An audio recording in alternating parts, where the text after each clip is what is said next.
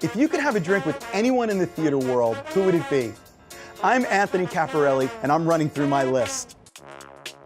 Each week, I'll sit down with cast members, bartenders, and personalities from New York's theater district and get a behind-the-scenes look at what it's like to live, work, and play on Broadway. Come have a drink with us on Broadway Bartender. Welcome to Broadway Bartender. My name is Anthony Caporale, and we are here at New World Stages in the heart of Manhattan's Theater District, home to my shows, The Imbible, A Spirited History of Drinking, and The Imbible Day Drinking.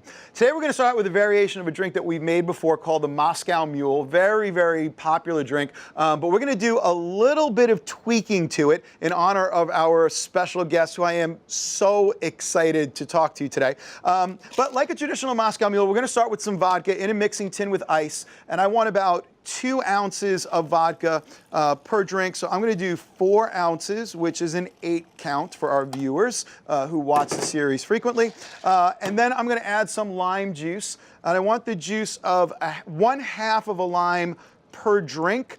So that is going to be a full lime for this double recipe. And as always, the second half goes in the drink so that the alcohol can dissolve all those beautiful essential oils, which is where all the flavor in a lime is. And I'm going to shake this up really, really well. I want to chill the drink, dilute the drink. Again, as I said, dissolve all those essential oils. And also introduce some air bubbles. That helps bring the flavor of the liquid to your nose.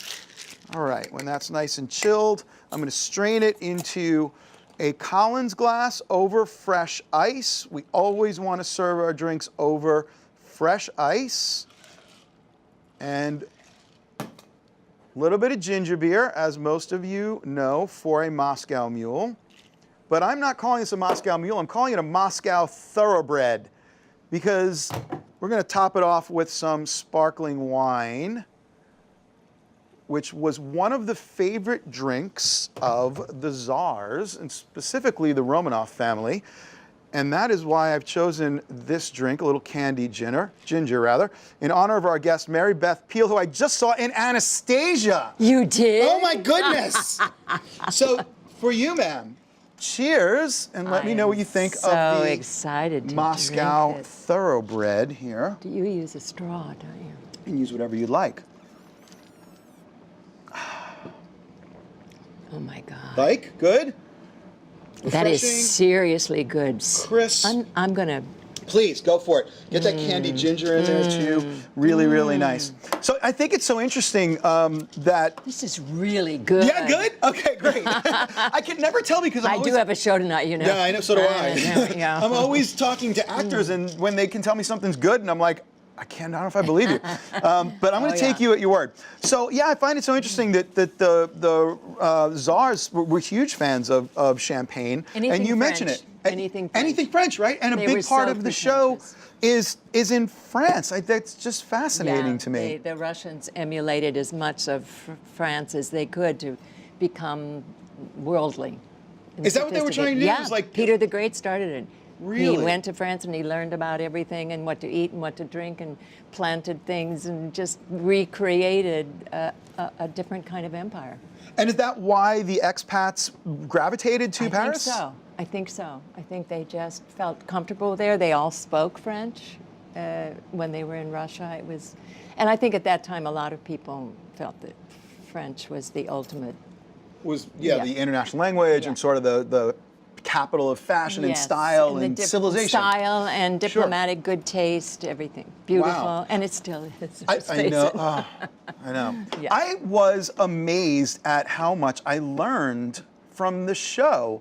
And I don't know whether that was intentional or not, but I walked away feeling like I got this amazing history lesson in addition to the wonderful story that everyone's familiar with. And I'm so glad to hear you say that, because I think it's what sets it aside from the normal Broadway Disney princess story, is that it's rooted in actual history and a fascinating, colorful history. Unbelievable. And tragic, sad. Yeah, and you don't shy away from it at all, even though the source material is, you know, what a lot of people I think would consider to be a children's movie. Yes. But man, the revolution is handled well, and again, I learned so much. The scene in the bar in Paris, I had no With idea. all the expats, yes, that was very, very true.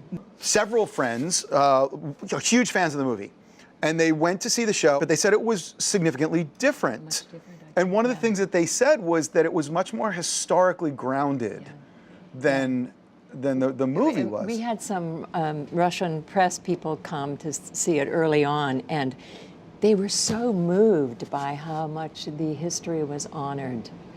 Yeah, it was That must be such a rewarding It was really experience. lovely. Yeah, it was really lovely. Wow. So your role, that's the other thing that I thought was phenomenal, is there's, clearly the two leads in the show, but the supporting cast was I know. unbelievable. We have a treasure trove of Broadway babies, people making their debut, and Broadway veterans. Just everyone sings so beautifully and dances and acts, and I mean, it's a very rich cast. And the supporting roles are so Yes. rich and Yeah. wonderful, Yeah. and it just must have been an incredible experience for you. It continues every night.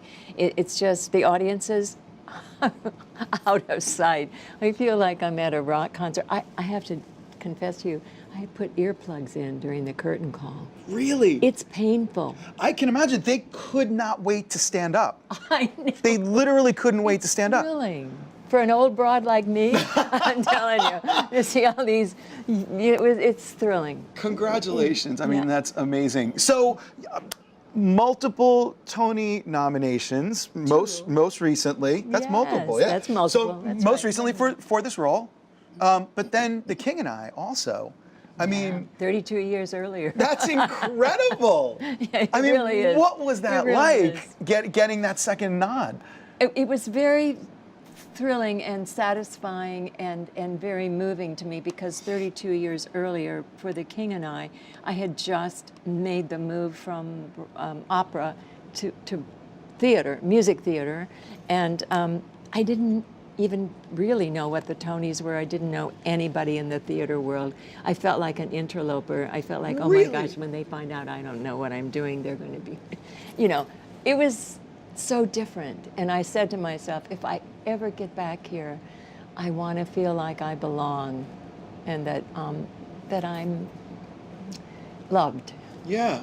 And Well, that's what happened. oh man, I can imagine. So lovely. That's fantastic. What made you decide to move from classical and opera to musical theater? Was it the role?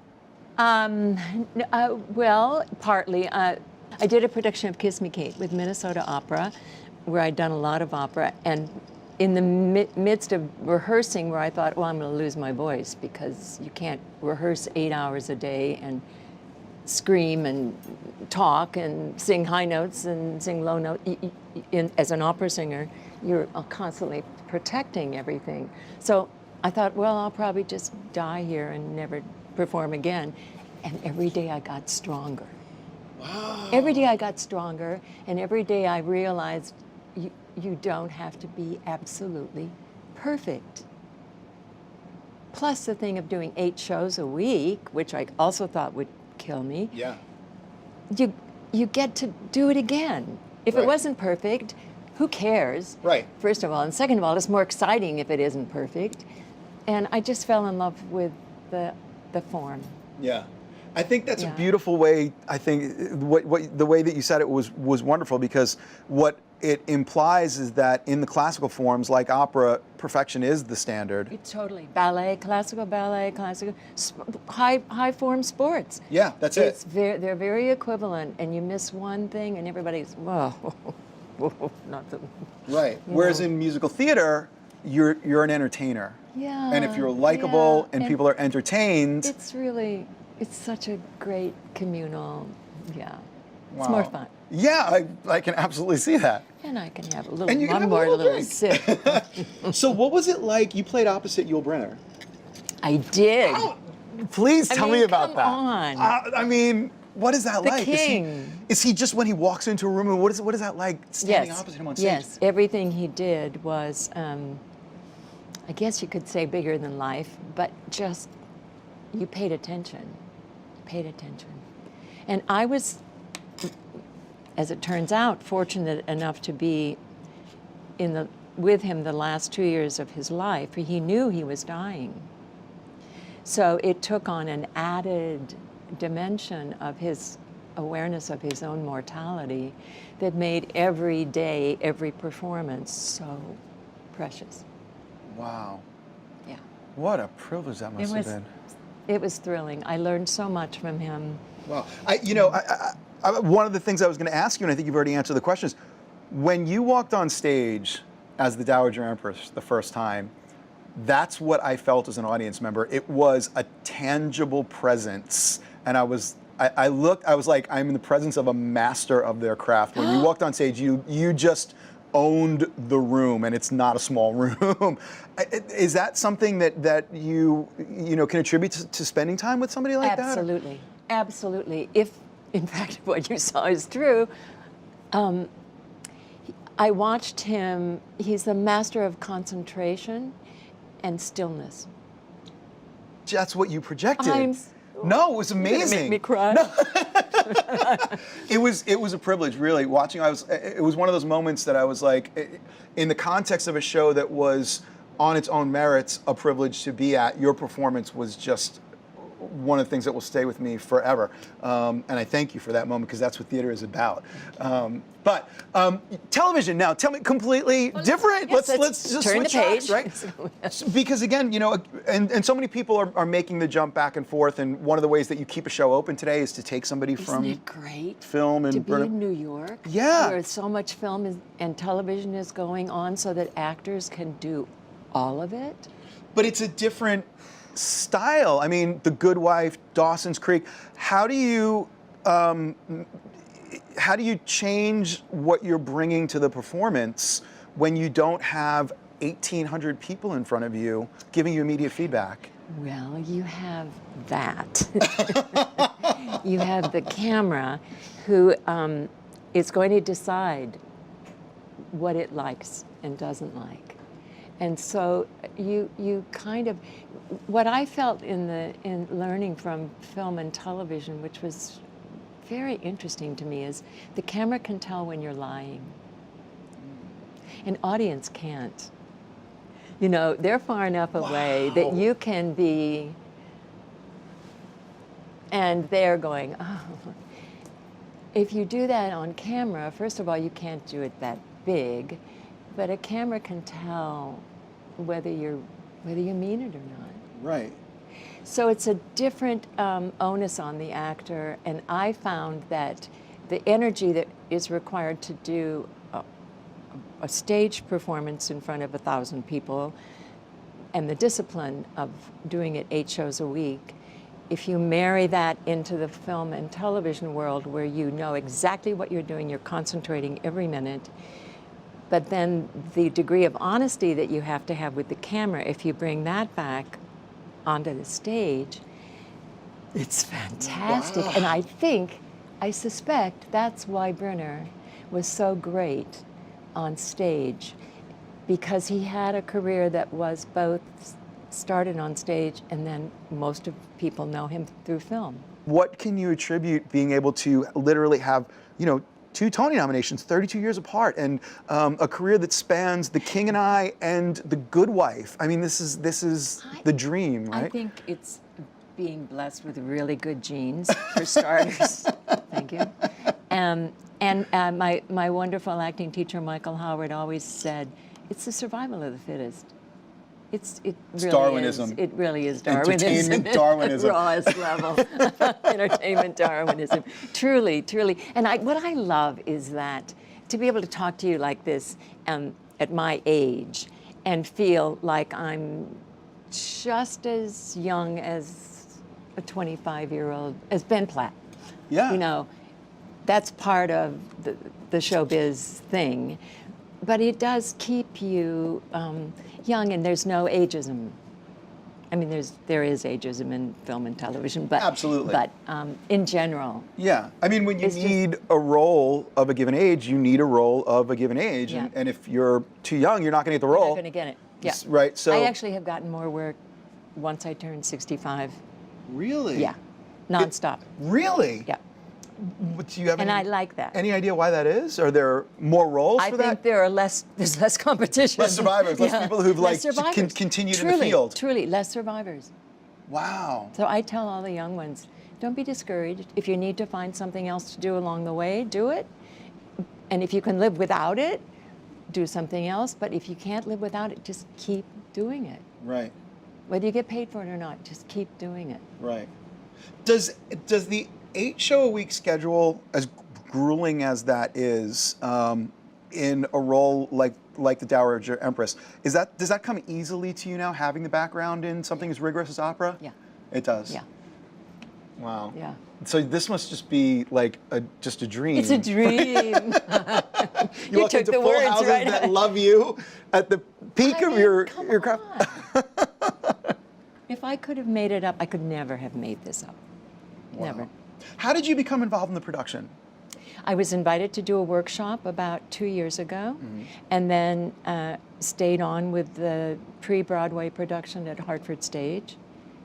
And then we just kept right on stayed going. with it. Yeah. I always ask my guests if they would be kind enough to make me a drink at the end of every episode. Can I ask you to come back here? Yes, I'd love to get back there. Fantastic. All right. So why don't you just switch with me, and I will talk you through the entire process. Okay. Okay. And so now we are going to end firmly in Paris, as the story does. And we're going to make a very classic drink called a French 75. Have you enjoyed a French 75? No, but do I get to make two? Yes, you get to make two, absolutely. So we've actually done a French 75 on Broadway Bartender, but you can actually make this drink with either gin, which we have done, or brandy. And today we're going to do a version with brandy. So we're going to start with this mixing tin. If you just want to fill it about halfway with ice, right from the ice well underneath you. Oh, yes. This is my ice There's scoop. your ice scoop, absolutely. I'll be right back. Yeah, take your time. And then we have a clear bottle in the, yep, that's perfect. In the speed rail right underneath you, if you just want to pick that up. Good, and we're going to do about 2 ounces of brandy per drink, and in bartending, we count 1, 2, 3 in order to figure out how much liquid's coming out. Okay. Each count is a ½ ounce. So I want you to turn the bottle upside down and count to about 8. And singers and musicians get this right first time. The tension, you can feel it. Perfect. I told you, you're going to get perfect. Okay, so now we need to sweeten this a little bit, and for that we use simple syrup, and that's nothing more than equal parts granulated sugar and water right in there. And I want you to just do a 2 count of a nice gentle pour, and that's going to be about 1/2 ounce of simple syrup per drink. And once again, perfect, all done, great, that's great. And then we can take this fresh squeezed lemon juice, I could just drink it like this. you could, I could too, and just pour that right in. And the whole thing. I pre-measured it for you. That is, that's going to be about 1 ounce of lemon juice per drink. So all we've done really is we've made lemonade and added brandy to it. Yeah, pretty simple. Yeah. So now we want to take this shaker and put it on the tin. Yep, and just twist it and push it down a little bit.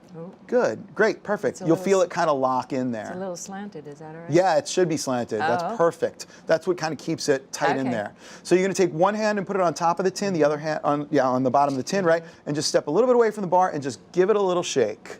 Yep, and you don't have to even shake this too much. We're just going to try and chill it. Great, and just straight down to the floor. Perfect, there we go. Ooh, it's getting cold. That's what you want. Your fingers are getting cold? Yeah. You're done. So now you just go ahead and twist that top off. There you go. And we're going to take this strainer and put it on top of this tin, just the way you see it. This comes right off. Oh, yes. Yep, and that goes right there. Yes. And we have some champagne flutes. Great, you can just leave that off to the side. And this we're going to spin around. You're going to take your righty. Yeah. Take your index finger and put it right, take this finger on the other side. There you go, yeah, good. And put these fingers underneath. And you can use these fingers to hold the tin. Okay. There you go, great. And just strain it right into those champagne flutes, nice and gently. Come out. Beautiful. And now go ahead and switch over to this side. And this is the base of our brandy French 75. And to make it French, we need some sparkling wine, yeah. So now we're all done. And in the other side of the speed rail is some sparkling wine. There's a bottle right there. Yep. And you can just go ahead and pour that right up to about, we want to go about 1 inch below the rim. Perfect. Perfect. You always want to leave room for the bubbles. Absolutely. Oh, it's a beautiful That is, thing. look at that, perfect, right up to the top, oh yeah, and like then back down. That one. And we have some lemon peel, and just go ahead and drop those right in the drink. Why did the bubbles do better on that one than on that one? It has to do with how hard they hit the surface. If you pour gently, you get a smaller head. If you pour more rigorously, then you're going to get a larger head. I was too. No, they were both perfect. Look, the level's exactly the same in both those glasses. It's ideal. And we are all done with our French 75. Go ahead and give that a little taste and see what you think. Cheers. In your eye. The lemon. nose is just wonderful, isn't it? Fantastic. What a great job. No, seriously. It's good stuff, yeah?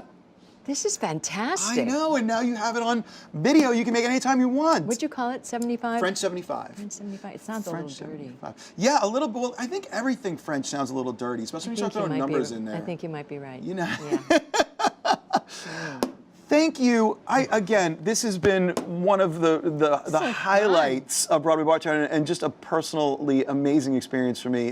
Your performance really touched me, and it's just been a privilege talking to you. Mary Beth Peil, multiple Tony nominee, Anastasia, the Dowager Empress. Website for the show, I'm sure they just type in Anastasia, it's going to come right up. Yeah, Anastasia.com. Folks. Thank you for a fun show. Oh, so great. My whole day. Really? Folks, Broadway Bartender, you can tune in every week. Recipes, links, all kinds of great stuff. Drink well, drink responsibly. Cheers. Yay. French 75. Yeah. Yeah. Good job. All right, keep rolling, guys. I mean, seriously. No, it's good, right? That's good. It's fantastic. It's one of my favorites. You are, oh my goodness. I don't know how to say thank you. That was just amazing. You said thank you in many ways. Thank you. Wonderful, Thank you. wonderful, wonderful. We'll get you guys behind. Oh, yeah. Okay. It's fabulous. That was great. Thank you. Thanks.